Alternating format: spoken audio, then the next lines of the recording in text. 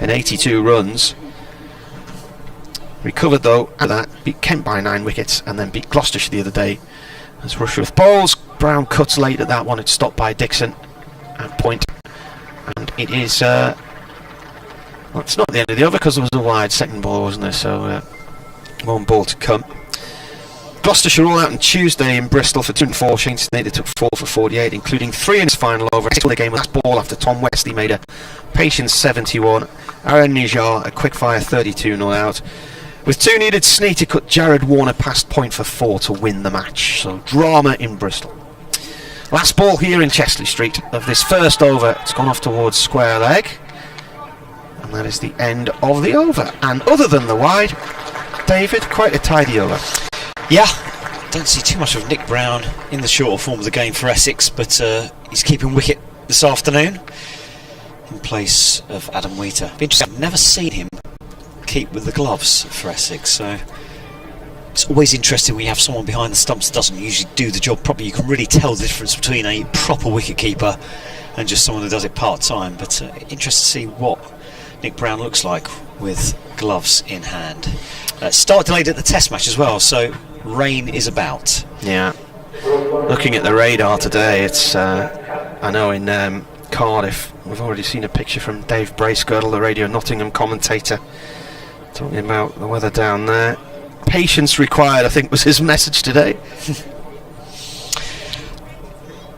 Campbell in, bowls left arm over to the left-handed back Cook, who carves this one away down towards deep cover for 4 runs. Lovely stroke by Cook right out of the screws and races away over the boundary for 4 runs. What a stroke. There's the Met Office map of the weather warning, which basically stretches from the Wash across to Anglesey and then north all the way up to really pretty much the whole country, doesn't it? The Isle of Skye, by the looks of things. And Northern Ireland, I think you might be alright if you're in Edinburgh. Here comes Campbell, coming in left arm over, up to the stumps, balls fall, and wide outside the off stumps, left alone by Cook. 4 to Cook, 5 for no loss. Essex in the second over of this match. Campbell, this is his 4th one-day game. He has 3 wickets so far. Made his debut along with Denethi at Kent at Beckenham this year. Took 1 for 40 in that one and 2 for 26 against Middlesex. Made his first-class debut for Durham at Leicestershire in 2019. Campbell, number 11 on his back, bowls full again wide, carved away again by Cook. That's right in the slot for Cook. Backward a point through the offside, and another 4 runs. Don't bowl to Alistair Cook there. 9 for no loss. Victor Main, the Durham groundsman, fielding that one up out of his red and white deck chair, just steadying himself as the ball clipped the rope. They're up towards the pavilion end of the ground, probably about 70 yards or so from the pavilion side of the ground. 4.4 so far as Campbell bowls full again, carved away again by Cook. That's going to race away for 4 more runs. Carbon copies pretty much those 3 boundaries. Just cannot bowl to Alistair Cook in that area. He will put you away every single day of the week. 12 runs off the over so far. Essex are 13 for no loss. Last time these two played in a one-day format was in 2013. Essex won here and then won in Chelmsford as well. And I think the game here, Alistair Cook got 104 from memory. Campbell again wide of off stump. That's left alone by Cook. Through to the wicket-keeper. There's no run. Durham lost by 4 wickets in Chesley Street in May 2013 and 6 wickets in the return game at Chelmsford in the August. In the first fixture, Durham made 209 for 5. Ben Stokes top scoring with 51. Gordon Mutchell, who's now retired, made 49. Gareth Breeze, who's also retired, 41. Campbell up to the stumps, bowls to Cook. Oh, that's a swipe outside the offside. That's a wide. Well wide of off stump. Not a particularly good over this from Campbell. In response, Australian Robert Quinney made 50 at the top of the order. Tom Westley 71, their opening stand 103, and they eventually reached 212 for 6 with an over to spare. In the August meeting, Durham were all out for 138 runs after a dreadful start which saw them 4 down for just 9 runs inside 4.2 overs. Comes Campbell past the umpire again, bowls to Cook, who leaves alone outside the off stump. 12 off the over, 13 off the over, including the wide, an expensive one from a Durham perspective, and Essex are 14 for no loss after 2. Yeah, he's missed a couple of games, Jack Campbell, and I think he's in today. Matt Salisbury's injured, having missed 4 matches through isolation, so he did return at South North, but Campbell back in the side today, and that wasn't the best of opening overs for him. 12 runs, 13 runs to his name now from that 1 over. Rushworth just the 1 run from the wide, starts his second over from the Lumley, and Nick Brown on strike. Rushworth in, right arm over. This is flicked off the hips down towards fine leg on the discs. The keeper comes round to collect it. A leg bye is signalled. He's gone out that game in August 2013. Graham Napier took the 4 wickets to fall in the first 4.2 overs. Mark Stoneman and Scott Borthwick going for ducks in the first over. Paul Collingwood joined them in the third, while Phil Mustard made the 9 runs before he was out. Napier finishing with 5 for 21. Will Smith's 53 in the middle of the order was too little too late. Essex reaching 139 for 4 in 26 and a half overs. Wrapping up the game thanks to 38 from Ravi Bopara and 74 from Ryan Tenduscarter. Rushworth in, that stays low, and batsman's gone back into his crease there as well, Alistair Cook. A moment of worry perhaps for him. Looking at that looks absolutely bang on. I don't know why that's not being given. Look close. He's gone back into his crease and it's hit him low on the pads. Right, to me it looks like it's right in front of the stumps.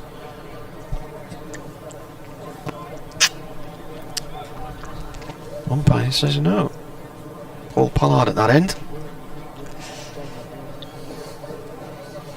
Rushworth in again. Bowls. Cook forward to that one. It's defended. Rushworth got Cook earlier in the season, didn't he? And everybody went LBW in that daft match in May. We'll never see the likes of that again. I mean, it was one more LBW. It would have been a world record. Cook LBW did Chris Rushworth in Chelmsford for 6 in April, and fell for 12 to Matt Salisbury in the next game. Rushworth bowls, he looks to cut, and it's in the hands of 3 or 4 slips, wow. And eventually at the 5th attempt Bedingham gets it. It bounced out of Scott Borthwick's hands at second slip, shot across towards Bedingham, and he couldn't get hold of it. It was bouncing in one hand out the other. About the 5th attempt he eventually got it, and Rushworth has got Cook again. It's like a bar of soap, wasn't it? I don't think I've ever seen that before. Palmed onto from first slip to second slip, and second slip just doing a juggling act. Like you say, about 4 or 5 attempts to try and catch the ball. Eventually he just about got it in his right hand, one-handed, taking the catch and ending Alistair Cook's stay at the crease. 12 for him. He's gone, caught behind by Bedingham. Incredible. strange dismissal. Catch it on the is it on the ECB player? Yeah, get onto the ECB website. That's one of the most remarkable catches I think I've ever seen in my life. Very, very strange. But Cook's gone, and Wesley, the captain, is the new man to the crease.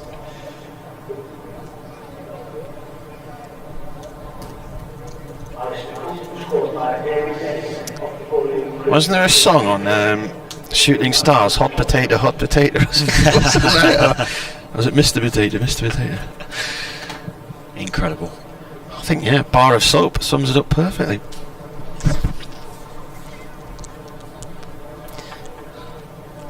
They'll be pleased with that.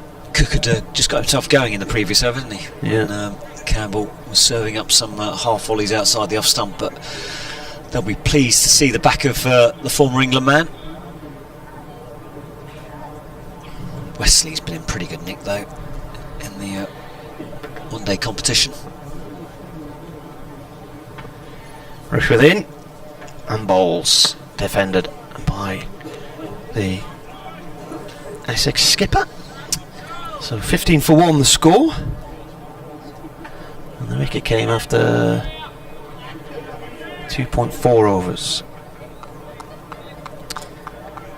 So caught Beddingham, bowled Rushworth with an assist from Borthwick. Imagine if they put that one down and then Cook went on to get a massive score. He got 104 here against Durham in 2009. So Rushworth balls, Wesley plays it back to him.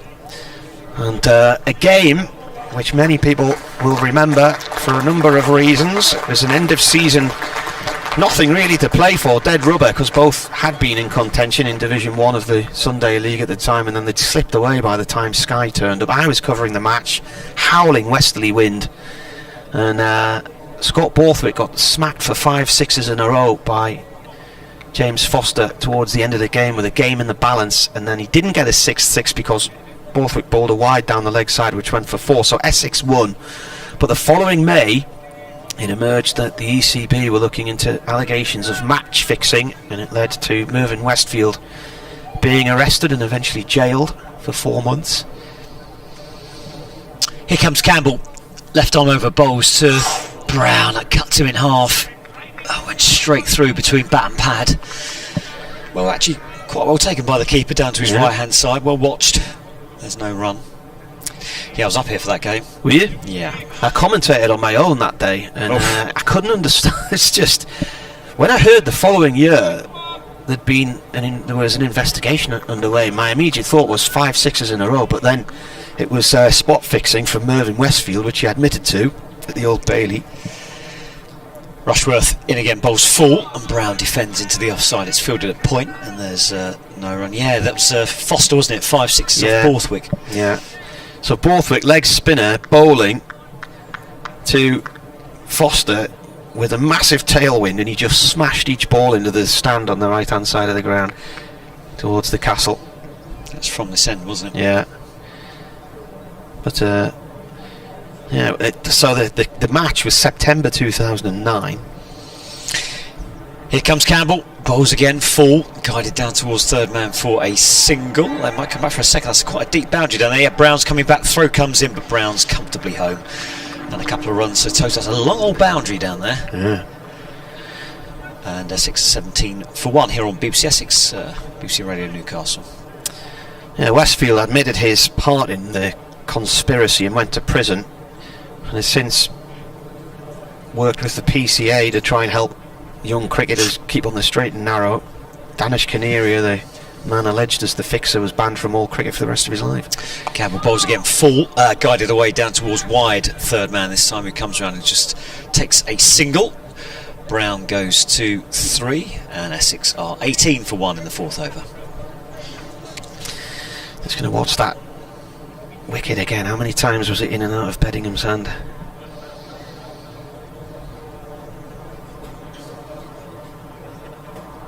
Well, you probably don't see it though, it's a fixed camera unfortunately.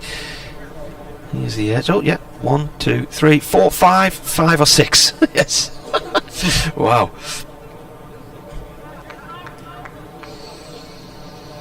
Extraordinary.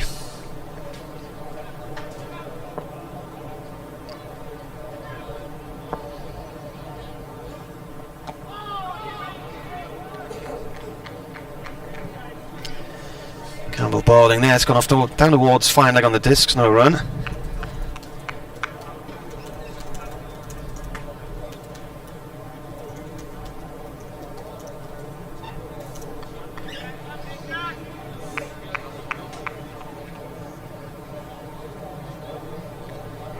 (18 for 1) Essex, put in by Durham.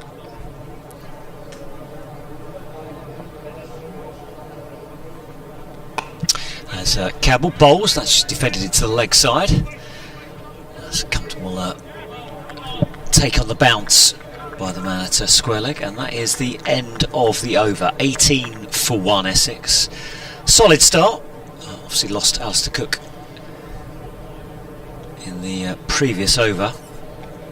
Sun's out at the moment, which is good to see.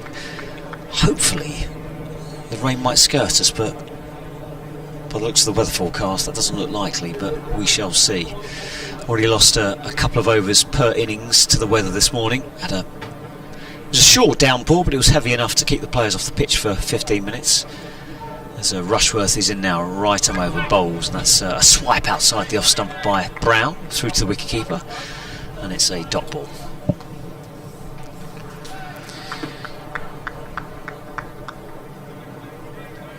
I think the judging on the radar that I was looking at yesterday earlier, I mentioned the weather warning, but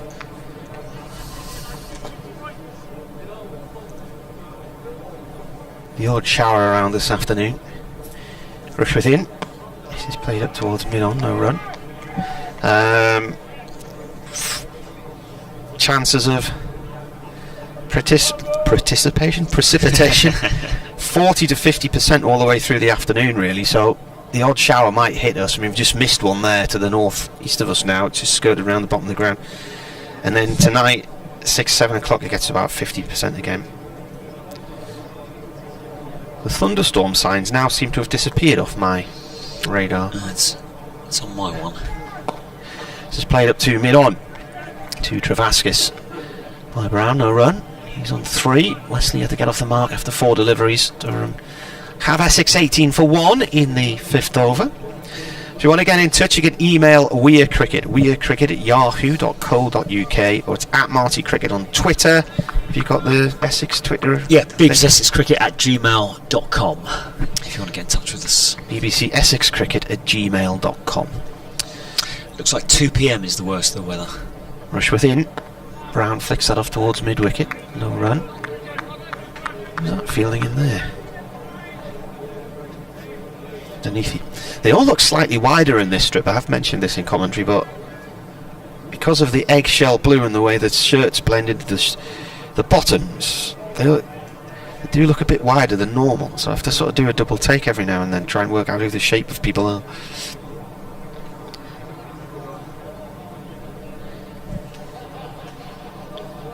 Rushworth right arm over to the left-hander.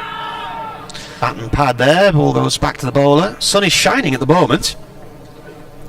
Quite a few in corporate as well. I was at the Stadium of Light yesterday. 31,500 there. It's very unusual to see so many people at one place. How many have been at the Test match? Has it been full? Yeah. I think they were sellouts. Yeah, it's been entertaining stuff. Looks like they're off for bad weather at the moment. But So now Don Topley drove up from Essex on Friday morning and saw about 9 balls or something. Rushworth in, a play and a miss there from Brown. That looks to have moved on him. As he was looking to play that one, just watch this again on the monitor. Oh, it's gone angled right away. Rushworth looks in a bit of disbelief that he didn't get an edge there, but that's the end of the over. It's a maiden from Rushworth. 3 overs from him.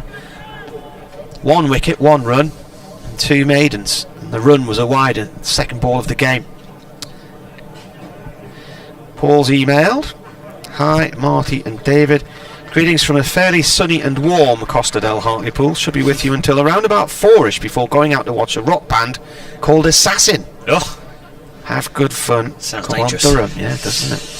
Here comes Campbell, coming in left arm over to the right-handed Wesley, who flicks this one away through the leg side. There's a chase on here for the fielder down at deep mid-wicket. He can't get there, he dives. Almost dives over it there. He got a hand to it, but he couldn't stop it from going over the boundary rope for 4 runs. Nice little flick that from Wesley. And Campbell's been loose to start with here. Deneathy there with the dive. He's so far away, he's almost in another postcode, isn't he? It's bizarre being back here after so many weeks on the road watching games in outgrounds. Radlett, Beckenham, Scarborough, South North, really small grounds, and now we're looking at a match here in acres and acres of land. Here comes Campbell. Bowles full again, drives down the ground as Wesley, but can't be the man at mid-on. And there's no mid-off, and there's no run. Better delivery, that one. What's the outgrounds for Durham? Well, their game against Gloucestershire last week at Scarborough was a home game. They'd agreed 2 years ago to be part of the Scarborough Festival and then decided to stick to that agreement. And they've played at South Northumberland in Gosforth on Thursday, which is just on the north side of Newcastle's town moor. Essex 22 for 1 here on BBC Essex BBC Radio. Newcastle carved away into the offside, but that's fielded nicely at cover. Graham Clark there. News that you might not have known about: the Middlesex Gloucestershire game at Radlett today has been postponed, has been cancelled because of COVID cases in the Gloucestershire squad. I think they were also due to play Kent as well, so that means the points in the group will now be on an average points per game played. Here comes Campbell, bowls back of a length, clipped away into the leg side. Will just be a single down towards deep square leg. 1 run to the total, 23 for 1. I don't really think it's going to impact anybody particularly, because Middlesex and Kent and Gloucestershire are all down the bottom half of the table.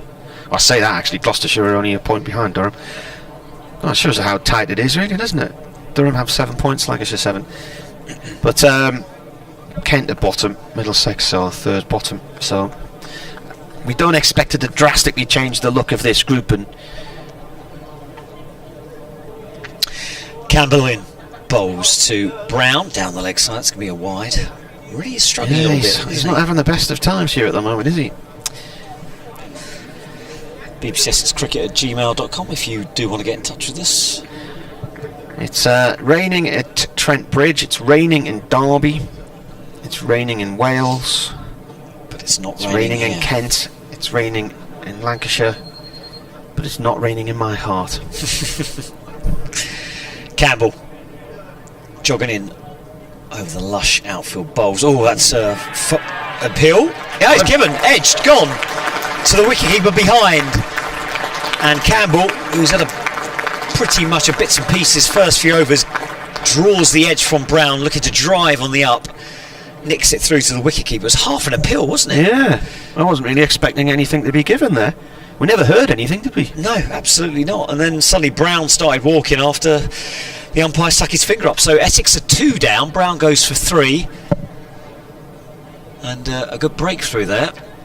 And Campbell will be happy, 24 for 2, because his first 3 overs have been a bit all over the place. Gone for 22 runs, but he's got a wicket. That's the important thing from a Durham point of view. So, new batsman coming to the crease is... can't quite see who that is. Wait for him to reveal his number as he walks on. But Essex just got a bit of rebuilding to do here. Remember, 48 overs aside, lost 15 minutes this morning. And it's Kushi is the new batsman. Bit of work. Did I say he was from Walthamstow originally? I think he did. Yeah. Feroz Kushi. Used to be a... Is there still a dog track at Walthamstow? Dogs? I think we had this conversation last time. I think... No, I think that's... Was that the answer? No. I think it got bulldozed. It's probably flats now, yeah, or something like that. I bet they cost a penny or two. Jack's been in touch. As a Hampshire fan, who do I want to win this? What, this game? Or Yeah. Are you a Hampshire fan? I'm not. No. Jack Oh, is. who does he want to win? Who does he want? Yeah. Well, can he not decide himself? Here comes Campbell. Bowls turned into the leg side, and there's no run.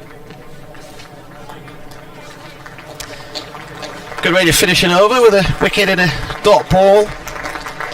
It's gone for 22 in 3. Rushworth, on the other hand, 3 overs 1 for 1. 2 maidens. Looking through my stats for who's done what this season. Kushi is playing in his first game, is he? Don't think he's not played in this competition yet.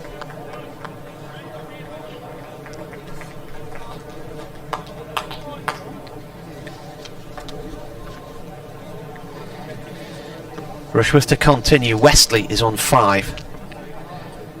Right-hander to right-hander. Still a slip in place. It's played up towards mid-off. No run there. Wesley so far this season has made 310 runs, a higher score of 87 not out. He's had 4 50s.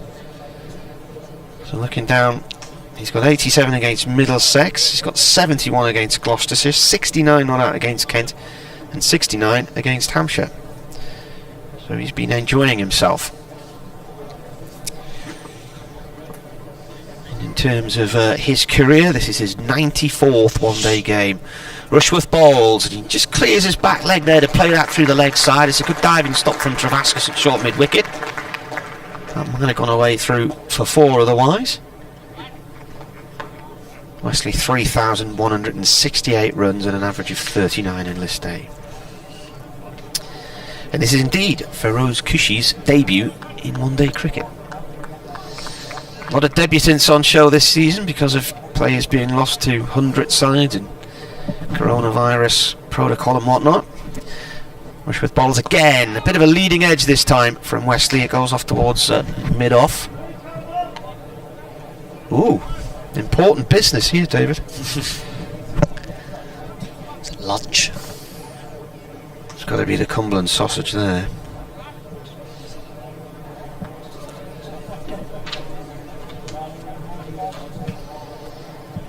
There's turkey on there as well. Always gone down the turkey avenue. Have a pot of tea as well. Tea upstairs. Oh, lovely. Thank you. Oh. You are? Yeah, sausage. Important matters to be attended to there. We've gone for sausage and turkey. Rushworth, ball in hand, bowling to Cushy. He's played short on the leg side, no run there. A very strange start to this game. Plenty of runs coming from one end, but also wickets falling. And at the moment, we've got lovely weather. Yeah. Probably the only part of the country which is experiencing nice weather. In answer to Jack's question, I'd probably suggest you want Essex to win, but there's not really huge amounts in it. Rushworth in, he bowls. Driven by Cushy. Dot ball, it's gone up to mid-off. Made his debut in the Bob Willis Trophy last year and played in 4 games in that format in August and September last year. And is now 22 years old. 22 in June. He's a right-hander, an off-break bowler, and he's been with Essex right through schoolboy levels, all the way up through the age groups and into the seconds and into the first team. Rushworth bowls. He's played in towards the covers, no run there, and they're all in quite close on that offside. Another very tight over from Rushworth, just a 1 run from it. 4 overs gone from him. He's only conceded 2 runs. He's only conceded 2 runs, and one of them was a wide. Cushy's highest score in in first class cricket, 66. So he hasn't played in the championship this year. He's played 3 games in the T20. Last of those was against Sussex at Hove. So very much a player at the infancy of his career, compared to Wesley, who's been around quite a long time now.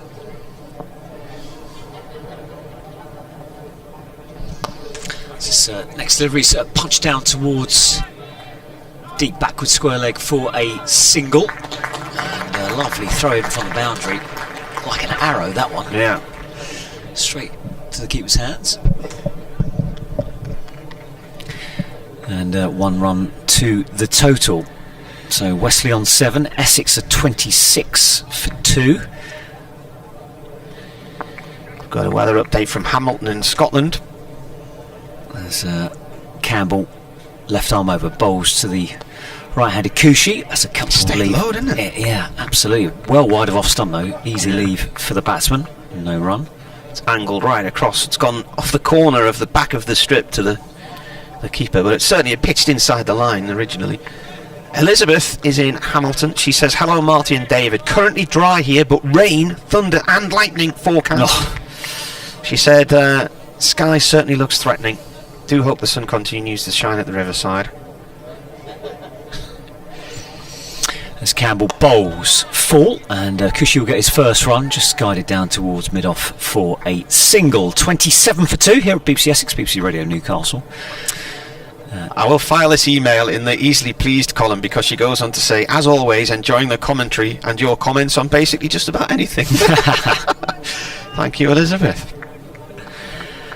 Well, if there's weather about, no better way to spend an afternoon if there's cricket on the radio.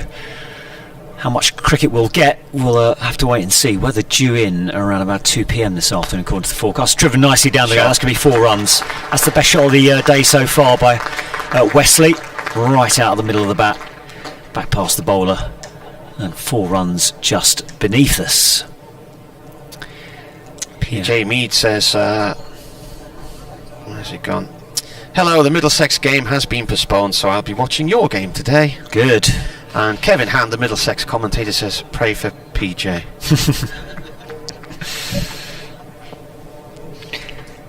Here comes Campbell, coming in from the edge of the 30-yard marker, up to stumps now. Ball's full, driven nicely through the offside, carved away through cover. That was a hit-me delivery, pitched right up.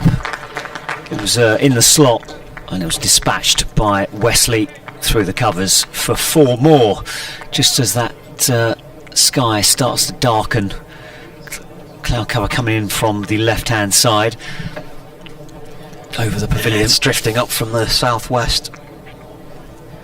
The St George's flag on the centre of the pavilion looks very bright compared to the steely grey sky behind it. It does, yeah. 35 for 2 Essex as Campbell bowls. That's guided away into the leg side, but thickish inside edge. They might come back for a second. Nope, they're going to turn that one down as the throw comes in.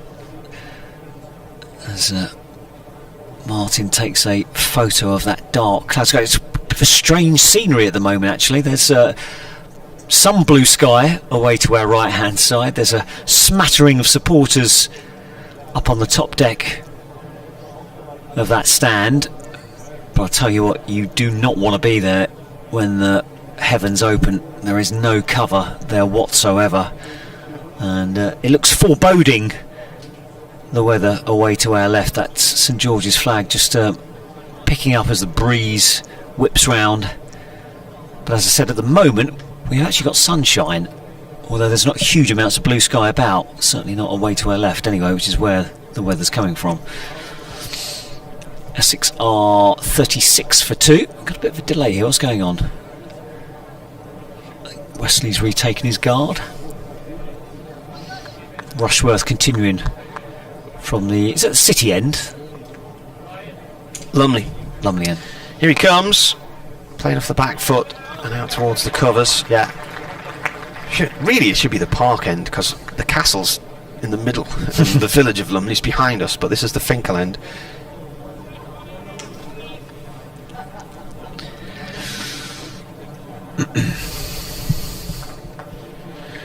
They are just tweeting a picture of southern weather in the north. You've had a lot of rain in Essex, is that right? Yeah, it's been pretty much consistent during the summer. Rushworth in. This goes up to mid-on this time. Summer in inverted commas. Haven't really seen much of it. I think we've probably about 2 weeks of good weather, and then the rest of it around it has been, yeah, quite gloomy and wet.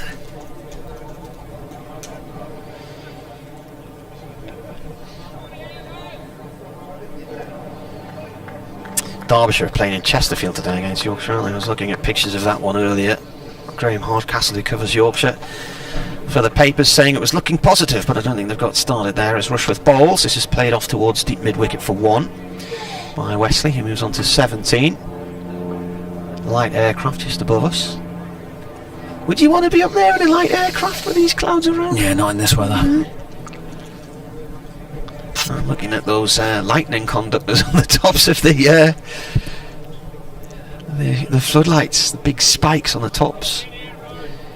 Here a few years ago, about 4 years ago, against Yorkshire, 5 years ago. Match just finished. So Rushworth comes in and bowls, defended by Cushy. And Yorkshire just got the last wicket and beat Durham in a 4-day game. And just as they went off, it suddenly got oppressively sticky and hot. I heard this funny noise. I looked out the window and there were hundreds of pied wagtails across the ground. I thought, what the hell's going on here? And then the next thing, boom, and this flash of lightning hit the spike on top of the floodlight pylon behind the pavilion, and he jumped out my skin, and it absolutely came down.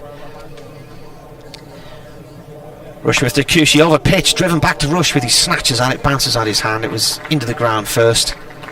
Dot ball, good reflexes from the bowler though.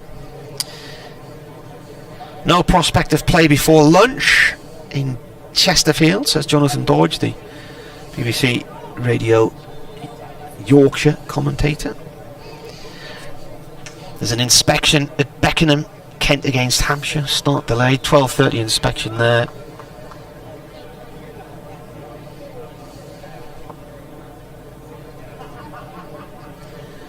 Rushworth bowls. And again, it's the same. Oh, that might have hurt. He's jogged away. Yeah, that he's in a little bit of pain there. That was slammed back into the ground and back onto his arm. Just giving his right arm a shake there. Another good over though. 1 for 3 from 5 overs, 2 maidens. Talk about frugal. The cut-off point for this innings is about 20 to 3. 48 overs in innings because we lost 15 minutes of play due to the rain delay at the start of the day, and basically in these one-day games they lose overs from the word go.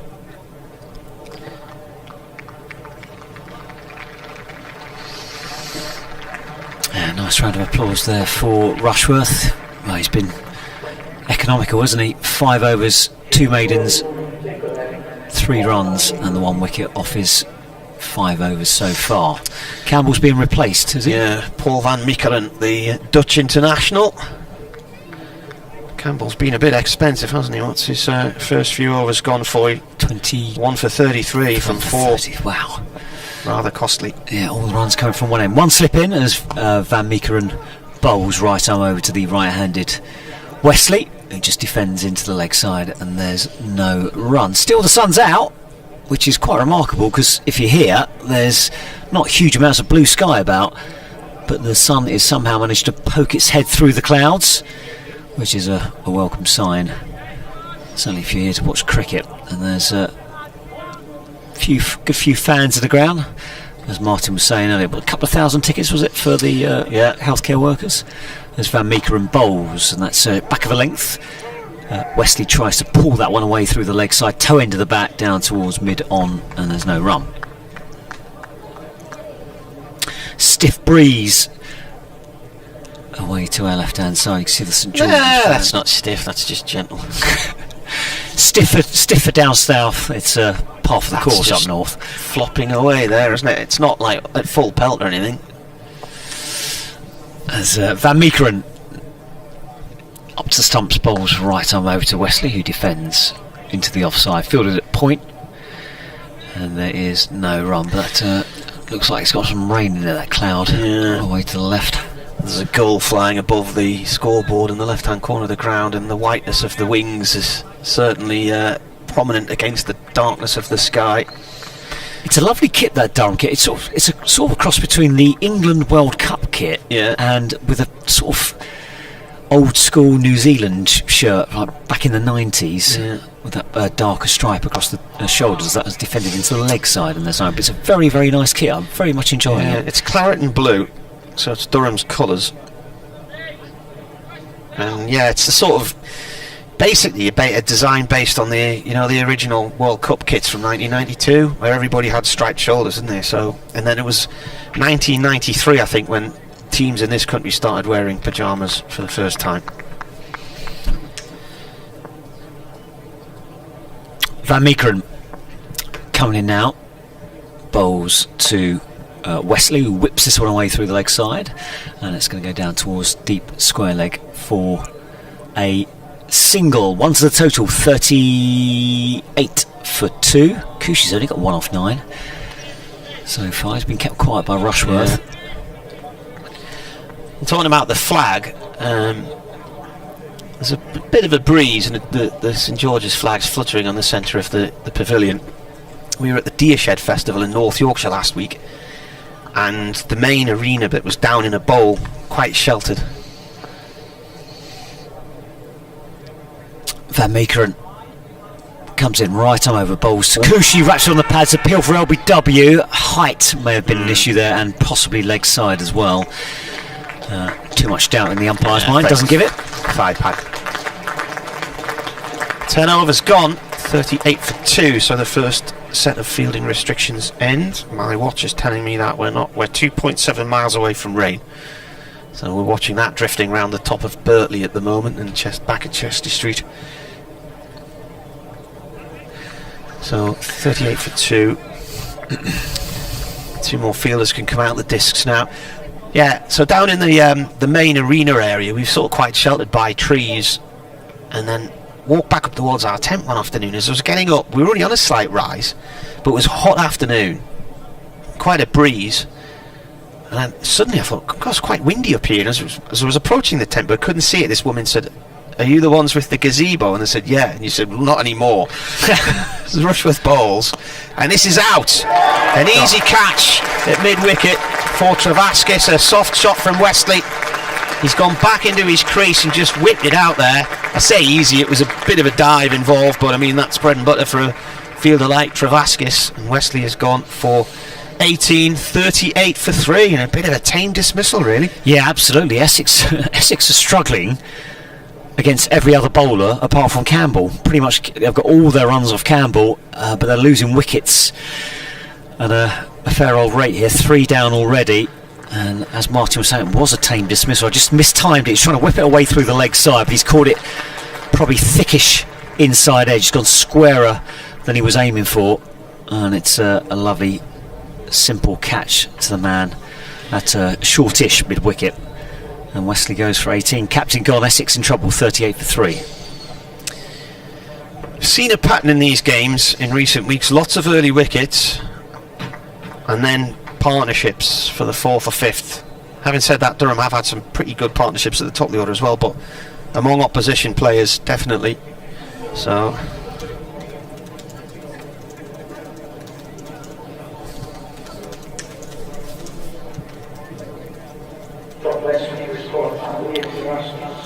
new batsman is Rymel. I don't remember ever seeing Josh Rymel play, so this is my first experience of the young man.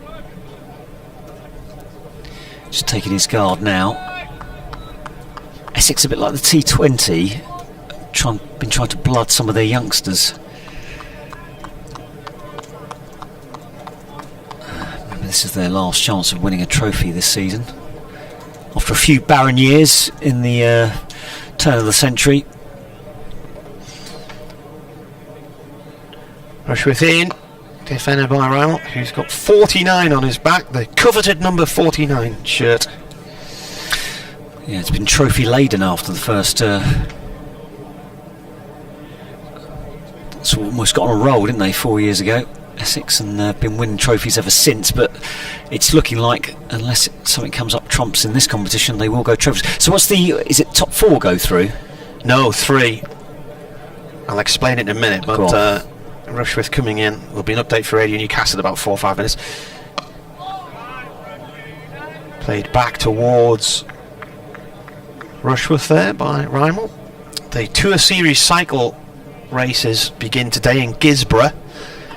It's criterium racing around a fixed circuit in Gisborough, and then they're in Sunderland for the first time on Tuesday. Circuit round Mowbray Park, which is a circuit when I was involved in putting the criteriums on with Sunderland Clarion a few years ago. That was the circuit we used, so quite a long drag up the back straight and then a fast descent around the other side. Rushworth in, bowls, it's defended. So it's the first time the Tour Series has come to Sunderland, so if you fancy a bit of professional cycling, Tuesday night is your thing. But of course most of you will be listening to me, because I'll be at Worcester where Durham are playing. Having said that, we'll probably be off air by the time the racing starts. But men's races, women's races, kids are allowed to ride the circuit as well, I think, at some point. 38 for 3. 2 youngsters out in the middle. Yeah, got a bit of a job to do here for Essex. Rushworth to Rymel. Rymel defends. Has played 3 matches in this format, Rymel. highest score of 30. And that was against Gloucestershire in that last ball win on Tuesday in Bristol.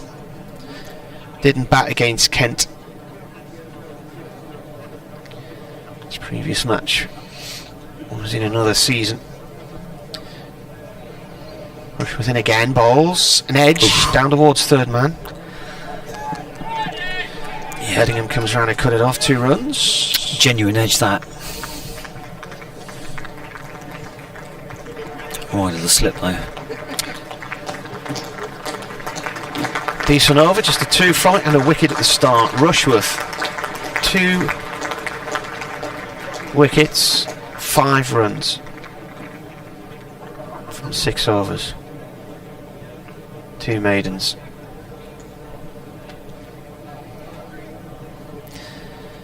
Update will be coming soon for Radio Newcastle.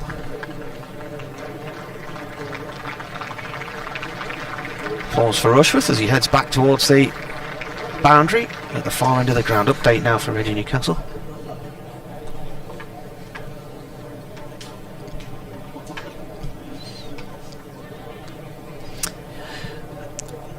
Durham have put Essex in. They're 40 for 3. Chris Rushworth's taken 2 of those wickets for just 5 runs in 6 overs, 2 maidens as well. Jack Campbell, who was a bit expensive, 33, he conceded, did get a wicket as well. Alistair Cook went for 12. Nick Brown caught behind of Campbell for 3. And then Rushworth's just got Wesley for 18 as well. But I'm looking at the sky, Simon. Some naughty looking clouds up there. While we're out there though, commentary on the BBC website and the sports app. Looks at the moment we might have escaped some of that weather, skirting the ground it seems. Yeah, hopefully. It's just drifting across the northwest of us. Here comes Van Meekeren. Up to stumps, right arm over, bowl short, and that's through to the wicketkeeper, ducked out of the way, just bent his back there. Did Kushi, Rymel, allowed that to go through to the wicketkeeper, and there's no one. BBC Essex Cricket at gmail.com if you want to get in touch with us. Yeah, Christopher Hackworth has emailed weircricket@yahoo.co.uk. He says, any idea what this means for Durham, the Middlesex Gloucestershire match being cancelled? He says under playing conditions, Group A will therefore be decided on an average points per completed match basis. Van Meekeren bowls off the pads, turned away to the leg side. Quick single taken, throw at stumps, but Rymel comfortably in there, backing up as well, so it'll just be a single. 42 for 3. Yes, it will. I don't think it's really going to impact on teams at the top of the order. I don't think they're going to be any worse off. Durham have lost 1 game to the weather this year at Hove. Chucked it down all day.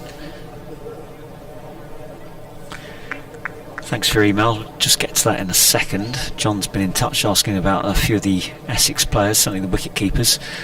Bearing in mind Brown's keeping wicket today as Van Meekeren bowls, driven down the ground, not timed, straight through to the man at mid-off, and there's no run. John from an overcast and windy Suffolk. Yeah, it's overcast here, but it's not as windy. With Nick Brown due to keep wicket, what's happened to Wheater, Buttleman and Pepper? Well, I can only assume Wheater's probably picked up an injury, because it seems to have been a late change to the side. Buttleman, I think he's been tried and tested through the T20s, and well, he's got a few scores. It hasn't quite come off for him, as this one's dug in short, defended into the leg side, and there's no run. So I presume that's a form thing. Pepper, that's a very good question. Turned out for Essex earlier in the season, but really hasn't been seen much of since. I can't honestly tell you why that they went with Nick Brown today. You've still got you've got Salt and Pepper playing still at the moment, yeah. And then Mustard and Onions have both retired, former Durham players. Van Meekeren running in now up to the stumps, he bowls, and that's turned off the pads into the leg side down towards deep square leg for a single. 43 for 3. Good chance for these two lads to make a bit of a name for themselves here. There's no pressure on them, they've got plenty of time. Cushy's on, they're both on 3 now. Cushy and Rymel both on 3. Just eke out some time in the middle, get some balls faced and get some runs under their belts. Jared McHugh has sent a picture, and I have to say, Jared, that is a cracking egg sandwich. Big pieces of bread, and he's sort of he's done it like a pizza style, isn't he, really? That's a cracking egg sandwich, that was. Cut it into 4 sections there. Oh, yeah, lovely. Got a nice cup of tea. He's doing the crossword. I can't read the clues from here, sorry. Rushworth continue. This is going to be 7th over. 2 for 5 so far. 2 maidens. 43 for 3. He says, hi, Marty, with only 2 games on at the moment. I have to choose between. As Rushworth bowls. This is played out through mid-wicket 4-1 by Cushy. Throw at the stumps from Travaskis, misses the target. Between North Hants, where we moved 6 months ago, and Durham, the county of my birth. No contest, he says. I've settled in on a foul day with tea, a fried egg sandwich and the crossword. Enjoying the commentary as always. All the best, Gerard. Yeah, why not? Enjoy your brunch, as it is now. Nick's been in touch as well. He's asking about run rates. He says, if I can get my phone to work properly. He says, morning chaps, do you guys know how the overall run rate, as that's defended into the offside, there's no wrong, do you guys know how the overall run rate differentials are calculated? I appreciate this total runs scored minus runs conceded, but are wickets taken into account? I've got a bit, I'm not 100% sure, because I would have expected, bearing in mind Essex have had some big wins in this competition, I'd have expected their run rate to be far better than it actually is. I've got them all there if you want to look through them and work it out. Thank you for that. I'm glad that question went to you. Yeah. Rushworth in. Defended by Rymal. The last ball as well went off towards point, no run in that one. Anyway, back to the story of the marquee, the gazebo. So I was coming up the hill and the lady said, are you the ones with the gazebo? And I said, yes. She said, well, not now. And I said, what are you on about? She said, it went now. I thought, oh no, that doesn't sound good. Anyway, when I came round the corner, our gazebo's in perfect condition, still in place. Rushworth bowls. This has gone off towards mid-on for 1. A quick throw, low throw at the stumps though. From Van Meekeren, nearly took out the stumps where Rymal was running to the bowler's end. That was close. And I thought, well, our gazebo's fine. And then I looked to the next section where people were camping, and family had hired these big camper vans for the weekend, and between their camper vans they had this big marquee, which was something you'd see at a wedding really, and it had gone up into the air in the afternoon winds. There's Rushworth bowls, and that's a short one pulled out towards square leg. There's a man on the boundary there. I think it's Clark, 1 run for Cushy.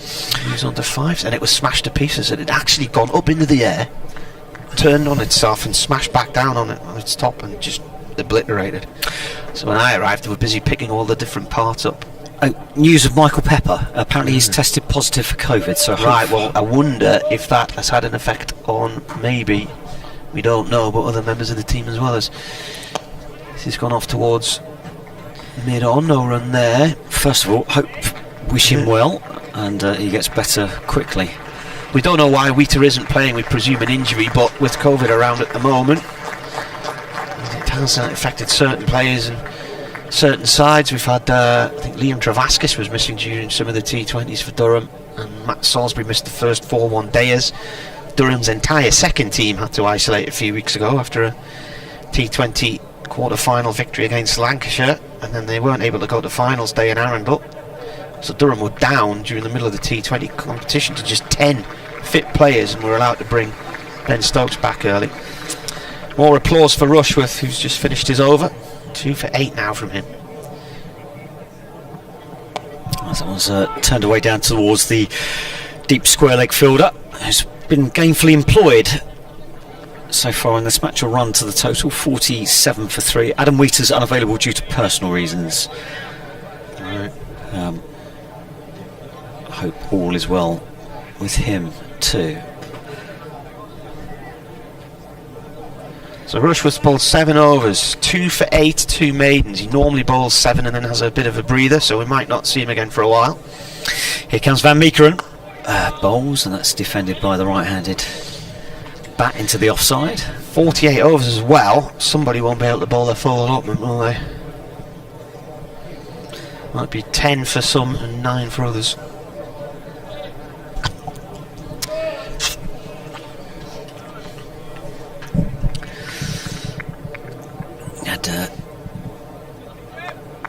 in the 14th over of the Essex innings, 47 for 3. As Martin was saying, 48 overs per side, lost 15 minutes this morning due to the weather. Rymel on strike, has a swipe outside the off stump, and that's beaten the outside edge through to the wicketkeeper, and there's no run. He was trying to cut that way through the covers, but got his timing wrong. Dave Bracegirdle in Cardiff. The umpires will make a further inspection at 1 o'clock. Things improving all the time. Could be playing by 2. That's Glamorgan against Notts in the other group. Feels like we've done well to get underway today, hasn't it? With all this weather about. But as I said, it's still the sun's poking its head through as Van Meekeren bowls. That's carved away through the offside. There's a chase on here for the fielders running away towards the deep cover boundary. Slide comes in, but he goes over the rope for 4 runs. Fast outfield here, and the fielder just could not get there. 4 more to the total. 50 up for Essex as well. 50 for 3, just over halfway through the 14th over of the innings.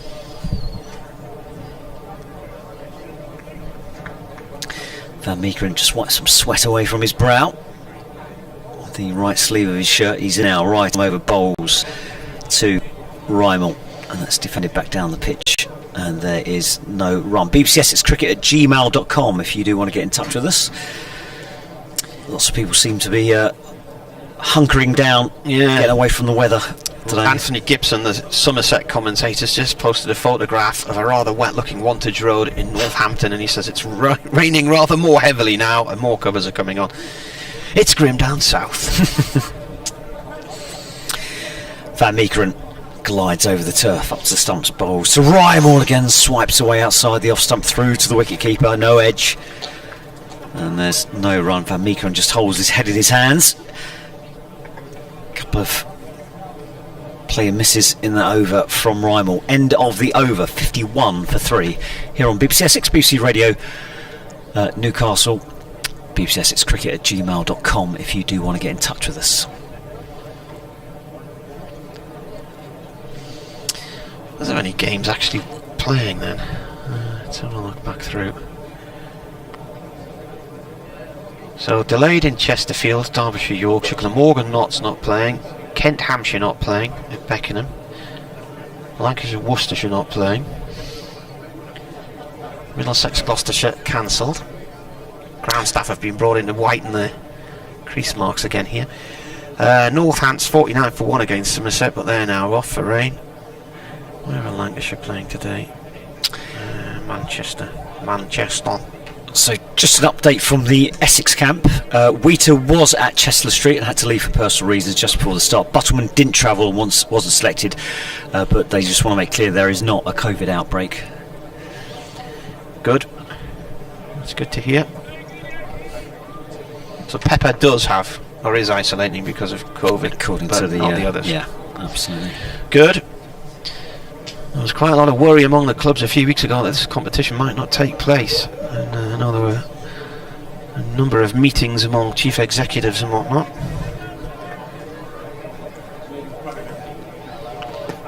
Rushworth's going to continue here. So he's bowling 8 in a row. Right arm over. That's a pull shot out towards deep mid-wicket for 6 from Cushy. He liked that, didn't he? Yeah, short ball, he saw it early.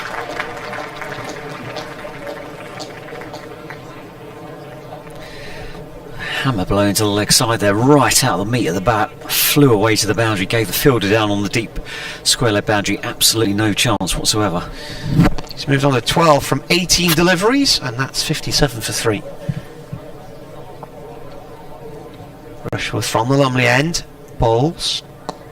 Got the batsman back into his crease this time, defends it, and it goes short to the leg side, no run.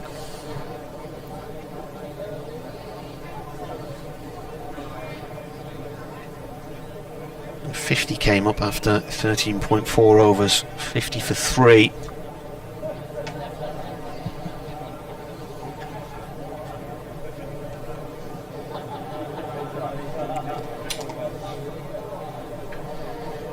She stands, knees bent, bat raised, Rushworth balls. This is played out through mid-wicket. There's a chase on here for 2 runs. Mikaran going after it up towards the health club boundary.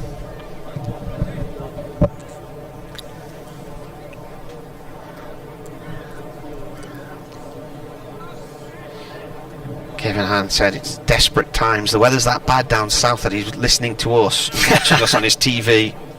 He might go back to the Lego instead, he reckons. Too complicated for you, Kev, the Lego. Rushworth balls. It's a short ball. It's pulled low and hard to Travaskis, and it spills out of his hands. Should have called that. That should have been the end of Cushy on 14. Toe end of the bat, wasn't it? Yeah. Yeah, that was an easy catch. It was low, but we've just seen him pull off a better catch, haven't we, a few minutes ago, to dive into his right. Absolutely, that was yeah, it did go low, but there wasn't much pace on it. It just spilled out of his hands. Rushworth back in again. This is played past point. Nice shot. Beddingham's coming around to try and cut it off, but he's going to run out of land, is he? Oh, now I'm not sure if he's on the ropes there or not. Now the spectators who've got a very good view of that have all applauded a brilliant piece of fielding, but he was so close to the ropes as he was dragging the ball back away. I couldn't tell if his top was actually touching the rope or not. Umpires seem happy though that it wasn't a four. It looked like it was going to beat him there, all ends up. Did well to stop that. 3 added. Rymel on strike now as Rushworth comes in and bowls. Played down into the ground and onto the front foot. That might have hurt a little bit. He's just gone off for a walk, and that is the end of Rushworth's over. So he's gone 6-2-3 there. It's ruined his figures a little bit, hasn't it? 2 for 19 now from 8. I wonder if we'll now not see him for a little bit later on. Always imagine Kevin Hand being more of a stickle brick man. I thought he'd be playing with his Star Wars toys today.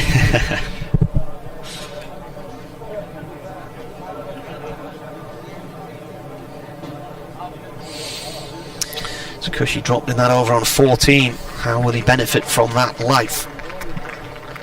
Another round of applause for Rushworth, but he doesn't seem interested in acknowledging the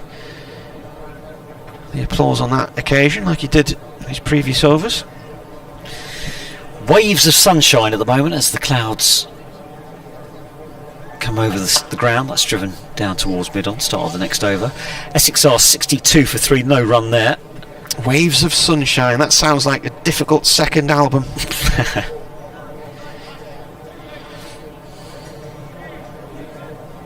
What would be the first album? Punctuated by sunlight.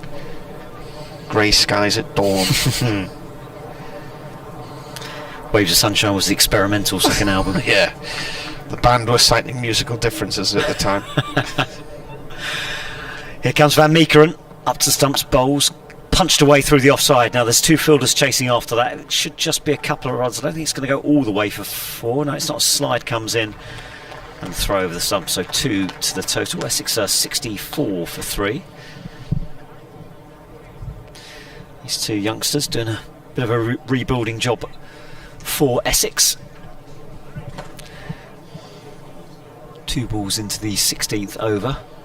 More supporters just filing into the ground. Wonder if a few had been put off by the weather forecast. At the moment, we're alright. There's that one, wraps Cushy on the pegs. Big LBW appeal, but umpire has no interest, going down the leg side. And there's no run. 64 for 3. Cushy on 19 off 25. And Rymel's 8 off 17.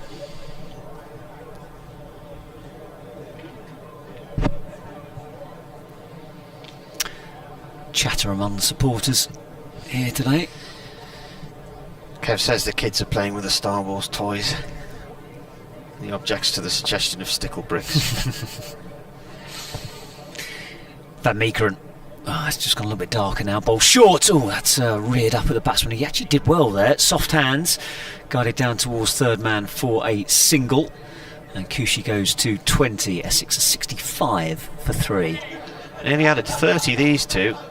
So, said it was an opportunity for them to get time in the middle, make a bit of a name for themselves, develop a partnership. 12:30 restart at Northants. Game reduced to 46 overs apiece, says Anthony Gibson. We started fractionally late here, so this is 48 overs aside. Van Meekeren bowls full, driven away towards deep cover for a single. There's a fielder sweeping on the boundary, so it'll just be the one run. 66 for 3. Those of you wondering about Van Meekeren, he has played a number of limited overs matches for Somerset, and he played for Benwell Hill in the North East Premier League as well. He is from Amsterdam. He's played 7 international one-dayers for the Netherlands and 45 T20s. This is his 54th List A game, and he's taken 56 wickets. Took 3 for 47 against Middlesex at Radlett. Van Meekeren in again. The sun's back out as he bowls, and that's defended back down the pitch by Kushi, and there's no run. He signed the end of the over. Signed a month-long contract with Durham, basically for the end of the T20s in this competition. So he was playing for Cookney in the Nottingham Premier League when Durham got in touch and came up here. Actually lives around the Worksop area. So I suppose it depends how far along into this competition Durham get as to how long he stays with them. I think he's played about 6 one-dayers and a few T20s for Somerset. Going to see Luke Deneathy now replacing Chris Rushworth. So Rushworth bowling that 8th over, which had the 6 in it, and the was a 3 and a 2, wasn't it? So Deneathy coming in. It's an all-rounder. Sort of bowls a loopy variant of loopy Yorkers and skiddy deliveries, a bit like Darren Stevens. And took 4 wickets against Lancashire the other day at South North.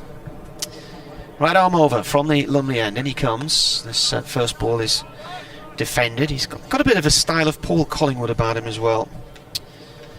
So not only did he make 69 not out against Lancs the other day, his highest score on the back of 50 at Radcliffe against Middlesex the week before, took 4 for 36 with the ball as well. He's got 6 wickets in all. He's from Newcastle. Comes in and bowls. This is played off towards mid-wicket by Rymel. I think there was a single on there, but Kushi says no. And feel that mid-wicket, Harry Crawshaw was on as a 12th man for Durham, so Chris Rushworth must have gone off to change his boots and whatnot after his 8 overs. Deneathy comes in and bowls again. That's gone down the leg side. It's a wide, taken by the keeper.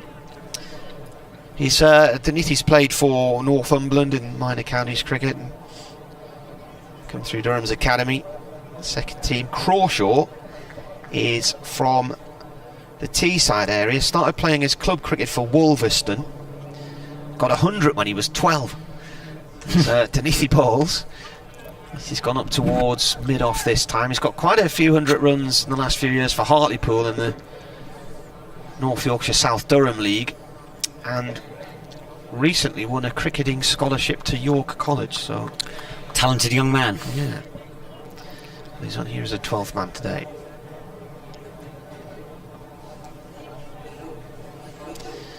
Deneathy again. That's driven up towards mid-off, mid-on. Good stop. 1 run though.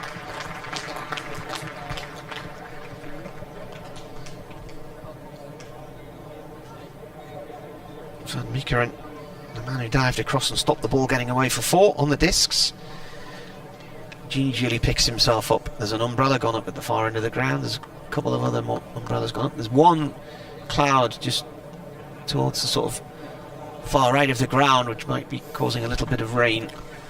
The sun is shining as well though.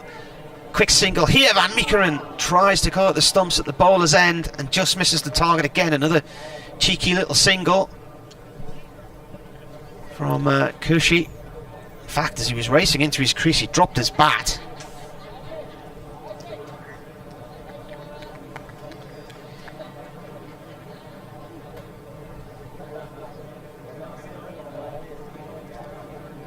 Rymel on 10. Deneathy in, slower ball, playing out through the covers for 1. Yeah, Screen Man's arrived. Coming up towards 12:30, Sunday the 8th of August. After this, Durham go to Worcester on Tuesday, and they finish the group stages here next Thursday against Hampshire. What's Kent's final matches? Essex's final matches. That's a good question. Let's have a look.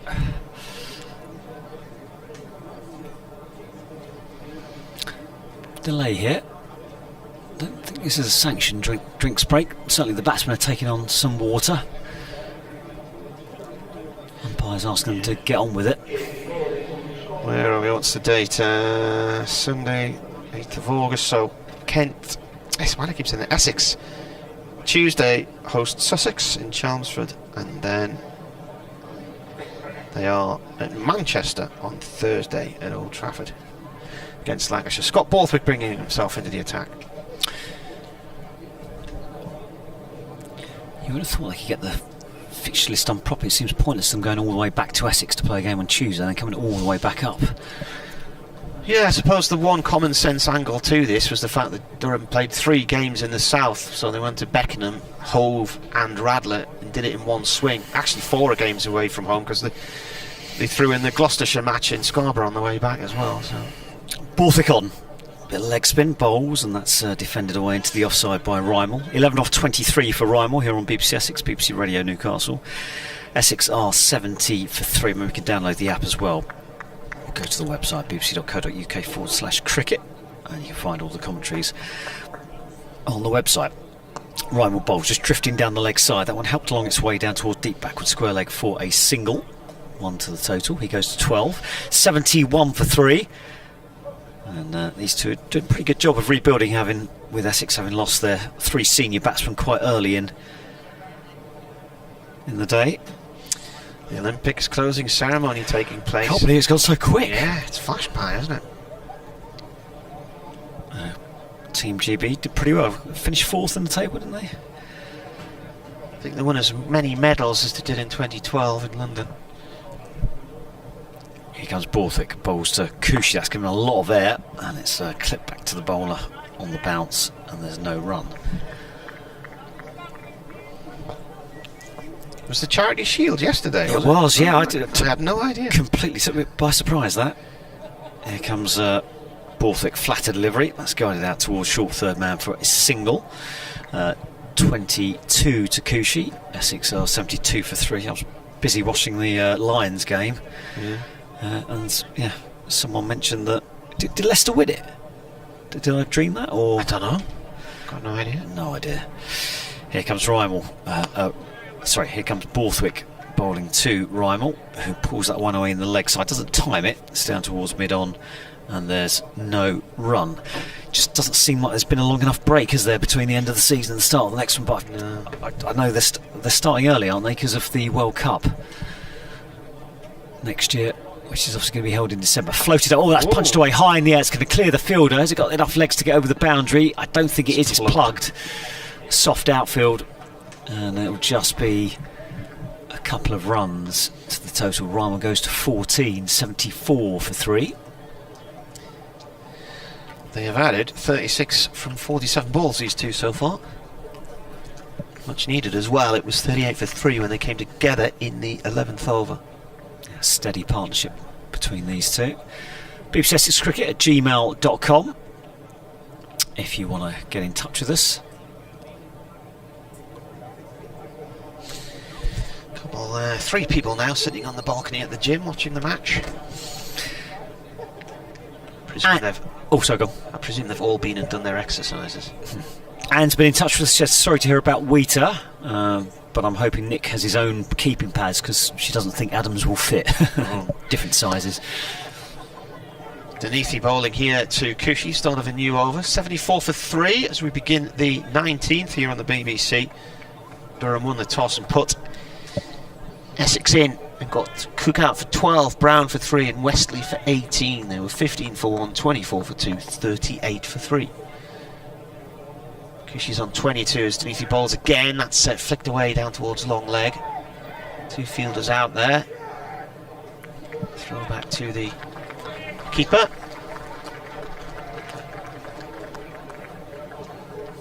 From Alex Lees, coming round from fine leg to long leg.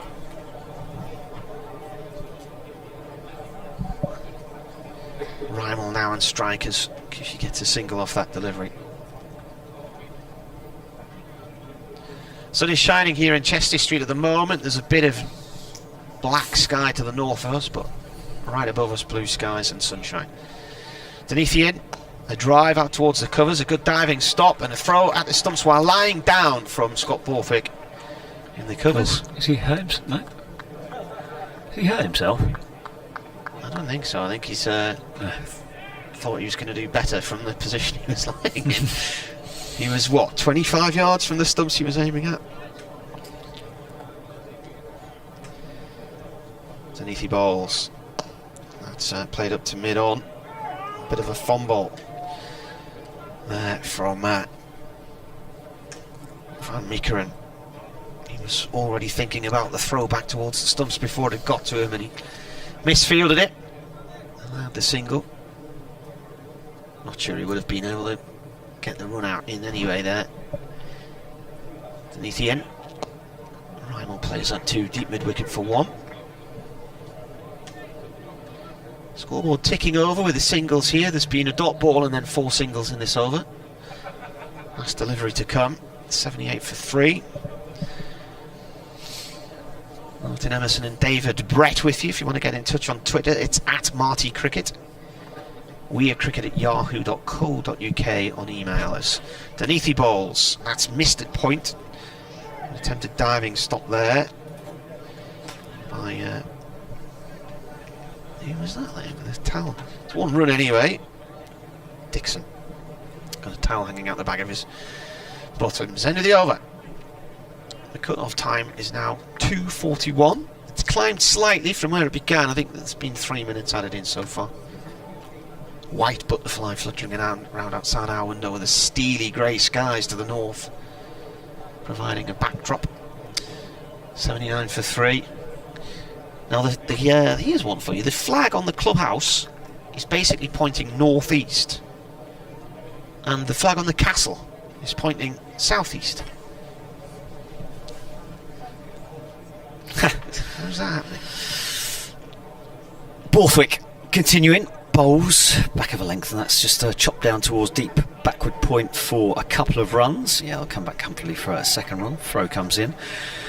Kushi adds 2 to the total. He goes to 27. Essex at 81 for 3. I'd say it's quite remarkable the amount of cloud that's about, and yet we've had pretty much constant sunshine. Borthwick really gives this one some air. That's dug out by the batsman down towards mid-on, and there's no run. 81 for 3 here on BBC Essex, BBC Radio Newcastle. Plenty of people just milling about around the ground. I see a few thousand people in here. Hopefully fill up later in the day as well, as that one's just clipped away into the leg side. A bit of fielding there at short mid-wicket prevents a single. Dot ball to the total. 9 runs coming off his 2 and a bit overs. Sorry, 1 and a bit overs so far. As this one's clipped away into the offside, a tumbling stop at a short cover, and again there is no run. Yeah, there's a stiffer breeze now, picking up the flags away to the left hand side over the pavilion. As we said before, at the moment seem to be avoiding the rain, as another flat delivery from Borthwick, and that's just clipped away down towards long on for a wide mid on for a single. 1 to the total. 82 for 3.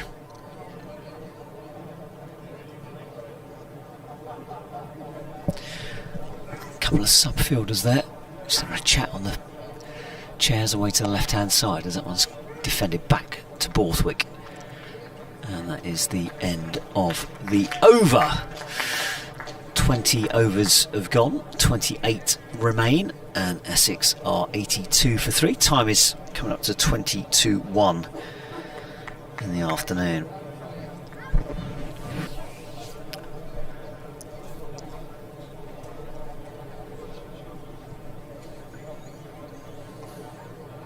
A couple of fielders just doing a bit of running repairs there on their hands.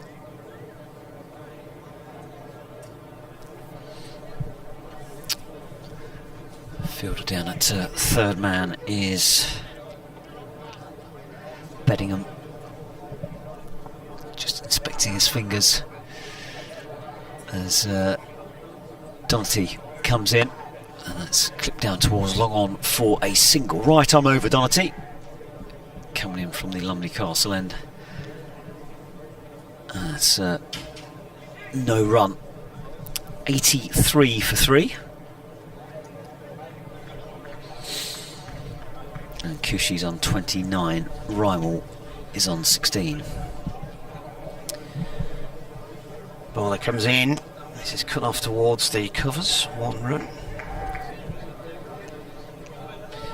Looking at the discs, the boundary on the pavilion side of the ground's probably about 70 yards, say, and maybe fractionally longer on the castle side of the ground. Not much in it though. They're playing up towards the top end of the square. Denethy with a slow loopy Yorker. Played across towards the covers to Borthwick, no run. 84 for 3. So what's this, the 21st over? 24 overs is the halfway point of the innings.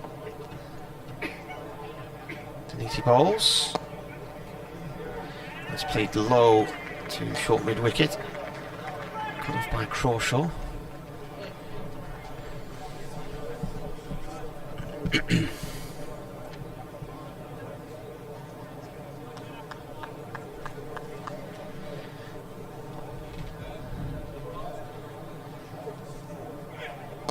This one's played out towards the square leg on the boundary for 1 by Cushy. He moves on to 30. Is that his equalised his top score? He's gone past his top score. Rymel had 30, didn't he? Yeah, because this is his first game, so it's Rymel who had 30, Cushy's playing, it's his debut. Denethy bowls, it's played back to him by Rymel, end of the over. 85 for 3, 21 overs gone, the partnership now 47 from 65 balls. Yeah, moving steadily on. No real fireworks just yet. A lot of work to do for these Essex batsmen. Only the one real big shot, wasn't it? That pulled away into the leg side for 6. Haven't seen too much in that. Rebuilding job, really, isn't it? They can take time out the game. Still raining at Trent Bridge. An early lunch there.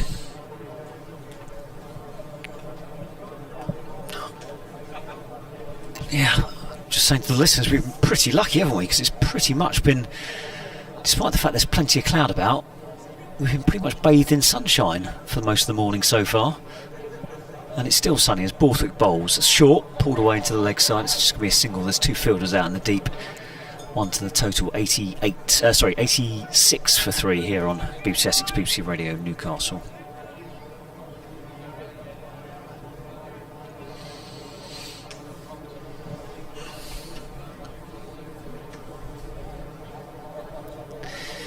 Borthwick winding up again, drops this one short off the back foot. That's just carved down towards deep point for a single. Rymel goes to 18, Essex at 87 for 3. Remember, Durham won the toss and elected to bowl. Borthwick tossing the ball between his hands. He moves in now, bowls back of the length, and again off the back of this, punches his way into the offside, but it's fielded at short cover. And there's no run. Stewart says it's bouncing off the pavement in the rhubarb triangle.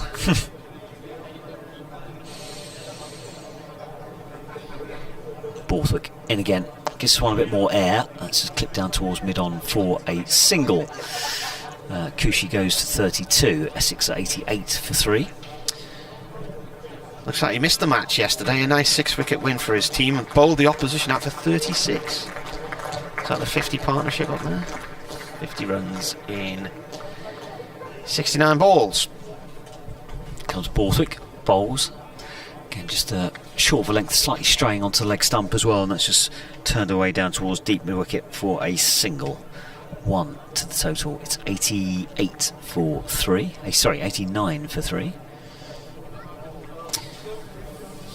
Cushy dropped on 14, wasn't he? Borthwick again, that's Fuller. And they get clipped down towards deep mid wicket for another single, 1 to the total at 94-3. Yes, it was a simple, well, it looked a pretty simple catch from here, but fielder shelled it. That's the end of the over. We've had 22 overs so far, and Essex are 94-3.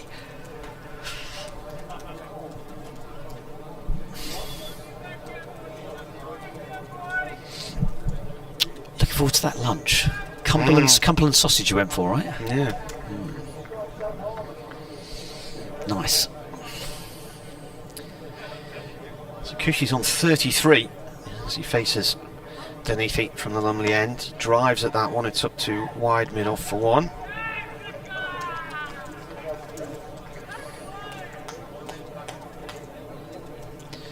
Lyman on strike on 19.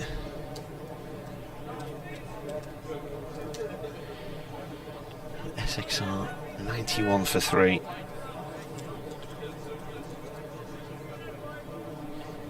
In the 23rd of 48 overs. Denethi now to Rymel. Played to short mid wicket, no run there.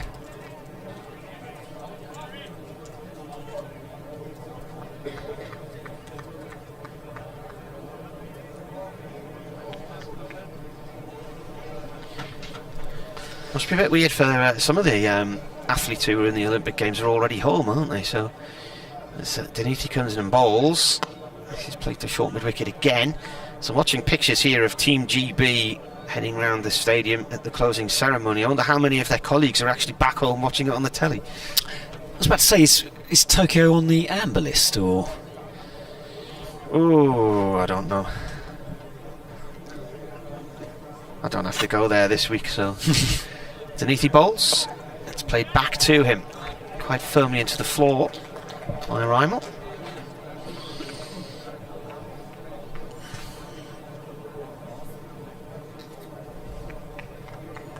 Yes, they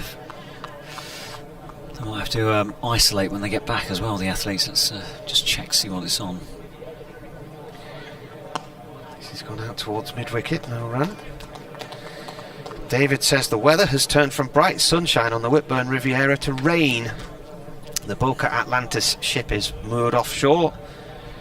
It's one of the huge dive support vessels which are in and out of the weir all the time with a big helicopter landing pad on them. It was moored outside ours the other day. Denethi, that's in the air. It's well, it's wide off.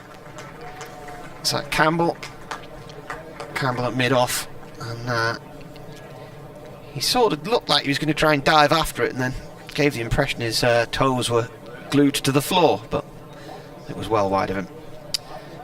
It's gone for 4 though, so the over started with a single and all the dots until the 4 at the end. 95 for 3. Lyman has 23 and Cushy 34.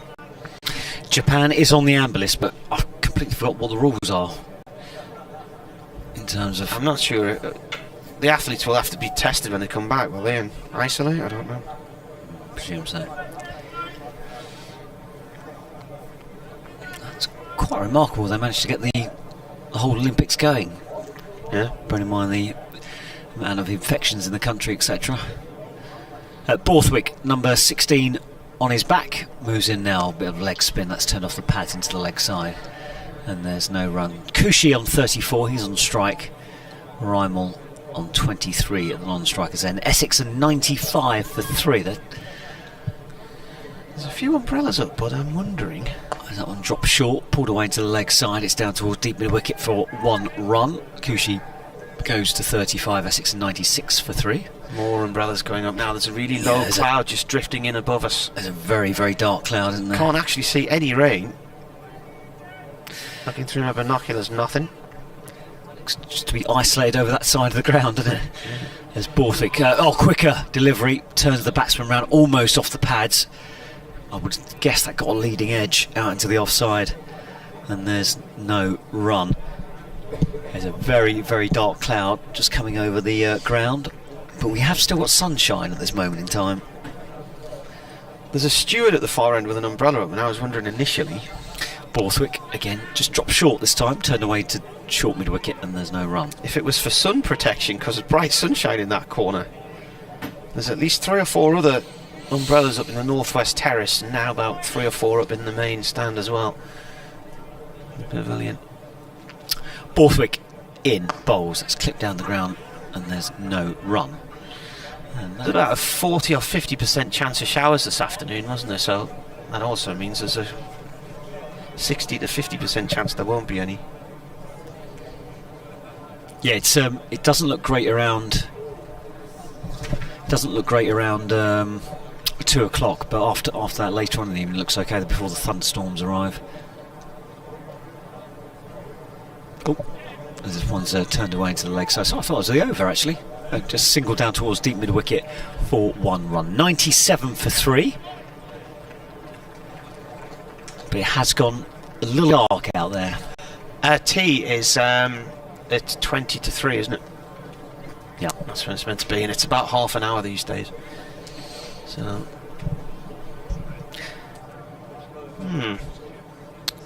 it's just encroaching on us now. Now this is an issue. Durham won the toss. They put Essex in. So if Essex don't get to the point in their innings where they can actually start to advance, then they're really going to be hassled if they do go off. And it's a Duckworth-Lewis chase, because generally favours the team batting second in those situations. Travaskis is coming into the attack for Durham. The spinner, left armour. Slow left armour. 22 years old, this is his 30th one-day game. And he has taken 11 wickets, best figures 2 for 37 against Leicestershire here in 2019. He's wearing his sunglasses, he comes left arm round the wicket from the Lumley end. That's played by Rymel out into the covers the Borthwick, no run there.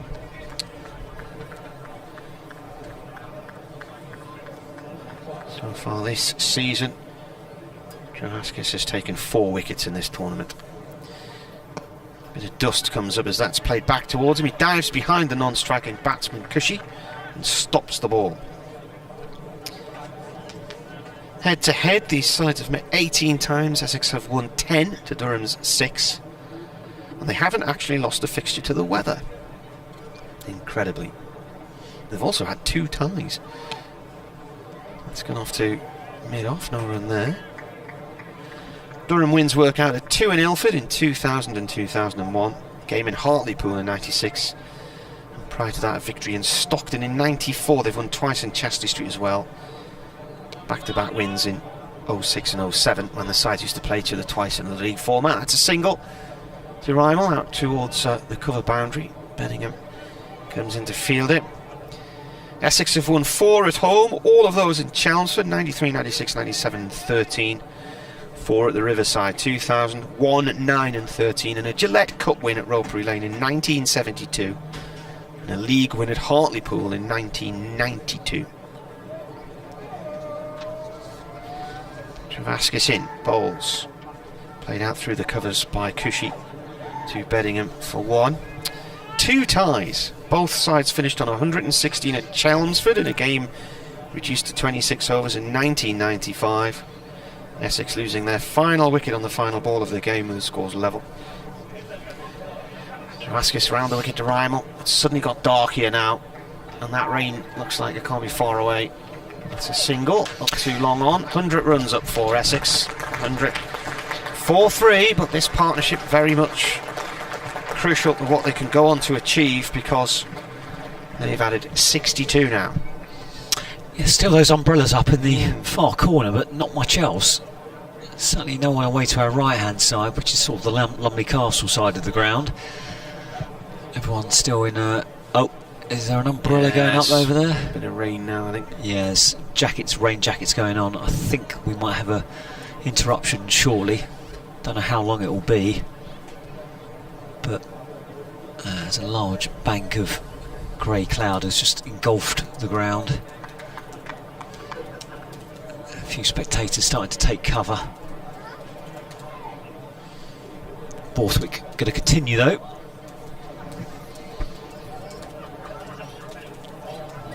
passing the ball between his two hands, waiting to set his field. A short mid-wicket goes in, and here comes Borthwick. Right arm over, bowls to the right-handed batsman who is Rymel. Just turns it away into the leg side. 26 of 49 for him so far. Essex are 100 for 3 here on BBC Essex, BBC Radio Newcastle. As flatter delivery this one from Borthwick, turned down towards mid-on for 1 run. 101 for 3 in the 26th over. I still can't see any rain in No, the it's air. weird, isn't it? But there are umbrellas up, and they've been up for a while. And it's got really gloomy all of a sudden, to the point where I might see the floodlights come on soon. Off the back foot, that's just punched into the offside. Borthwick trying to pin the batsman back on the crease, but Kushi adjusts his shot and guides it down towards cover for a single. 37 to Kushi, 102 for 3. There's still no umbrellas going up on the right-hand side of the ground, although a couple of rain jackets did go on, but can't see any rain at the moment. But it is dark. Here comes Borthwick. Tosses this one up, and that's defended into the leg side, and there's no run. Dave Griffin, the Derbyshire statistician and photographer, has caught some action at Chesterfield. It's Dave Fletcher, the commentator, pushing Dave Townsend on one of those trolley jack things that you lift pallets on. Here comes Borthwick. That's clipped off the pads into the leg side. And that's going to be a single down towards deep mid-wicket. And 1 run to the total. 103 for 3. Looks like he's doing a little bit of skiing, doesn't he? Yeah. He's got 2 umbrellas in his hand, acting as ski poles. Sure, all the risk assessment forms have been filled in. Ian says it's hoying it down in Pelton Fell, which is just round the corner from here. It's certainly dark out there, but no rain at the moment. That one's tossed up down the leg side. It's turned away down towards deep backward square leg for a single. Breeze has picked up. It's certainly swirling around. That flag that was pointing in a southwesterly direction is now pointing directly towards us. That's the end of the over. 28 overs gone, and Essex scores just disappeared off the scoreboard. Another jacket going on there, hood going up. Cut-off high's gone up to 242. So there's still about 45 minutes worth of action left here if the rain stays away. Travaskis in, driven up to long off by Kushi, who moves on to 39. Rymel's on 28, so he's 2 away from equalling his previous best, which was that in the last match, did I say? Against Gloucestershire? Yeah, it was, from Bristol. Little nudge from him up towards mid-on for 1.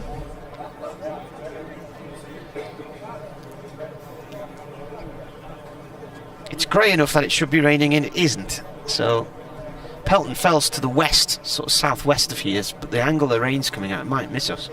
You never know. Kushi up to long off for 1. Cars are coming in with their lights on, but lots of them do have them on automatically these days anyway. Wind's getting up a little bit and slightly changing direction now, coming more from the west rather than the southwest, so the flag's now pointing towards us on the clubhouse instead of slightly away from us. You just hear the change in direction of the wind on the microphone outside. Travaskis bowls, played by Rymel up to long off for 1. He moves on to 30, so he's equalled his previous best. Playing in his 3rd match. Kushi's debut in list A cricket today as well. He's on 40 and he's on strike. Dropped earlier on 14 by the man bowling to him, and he's driven that for 4 through the covers to the Castle stand. There's a few spots of rain starting to appear in our window now. So that actually is probably from the cloud that's beyond us to the north of the ground. Oh, yeah, loads of people just putting on their jackets now, so the rain has arrived. Umbrellas going up. jackets going on. Something like worker ants, aren't they? A hive of activity all of a sudden. Seats going up everywhere as people race for their coats. Some are heading to the back of the County Durham stand so they can get the benefit of protection from the overhang. One run there. Cushy moves on to 45, Rymel 30. The partnership continues to develop at 113 for 3 at the end of the over. Is worth 75 from 101 balls. The umpires have a look at each other, but they decide for the time being they're going to stay out there. The ground staff are poised. They're out of their deck chairs at the side of the pitch. They look ready to be sprung into action like a military machine. It is raining fairly steadily now, and I think the umpires are going to take the players off. They're having a chat. Yeah, it is. They're trying to decide whether this is going to be a passing shower or something a little bit more permanent. Oh, tractor action. They're going off. They're off. So, 12:58. They're off.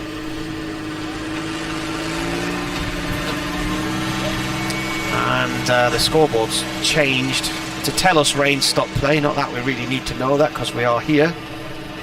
What we need to know is how many overs remain of this innings, how many have gone. So 27 gone. 27 overs gone. So suddenly getting very heavy now here. Really heavy.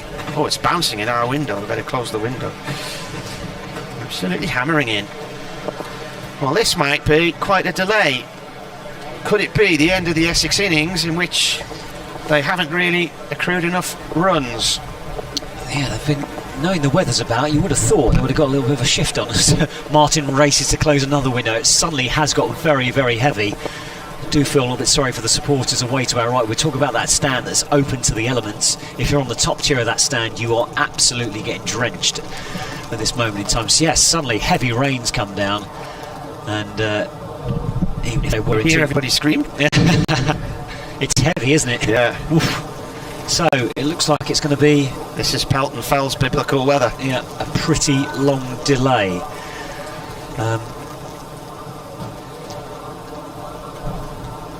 Oh, and we've got a visitor in the box of the four-legged variety. Looks very excited to see us. It's after my he's after my sandwiches. Sorry, mate. 27 overs gone, so we have 21 remaining in theory. This might actually be over in no time. All bright sunshine to the left of us again now. It's really weird, wasn't it? The clouds seem to arrive. You've gone off mic. Move your mic up. Clouds seem to have gone off. Sorry, the clouds arrived well before the actual rain arrived. It's just lightening up again, so perhaps it won't be as significant a delay as expected. They've not brought on any of the heavy covers, just covered the pitch so far. And yeah, the rain is easing off as we speak, but still plenty of umbrellas up. It's a heavy downpour, but Essex will want to get back out there quickly because, as Martin was saying, they've really been chasing a big score so far, and they've gone about it in a sedate manner, and time lost to rain is going to cause them a few issues. 3 wickets down as well. Cushion, oh, here comes the heavier covers, so have they decided that more rain's on its way? Perhaps that's what the radar's saying, but it's a bit strange because the rain has eased off, but they are now bringing on the heavier covers to cover up the run-up. Are they having a second thought about it? Put the test match on the telly, so they're expecting it. Well, there's no test match. In fact, that's not the test match, that's the Durham film. Right, we'll leave it there for the time being then. And got to do an update for Radio Newcastle, and then once we know about what's happening here, we will let you know.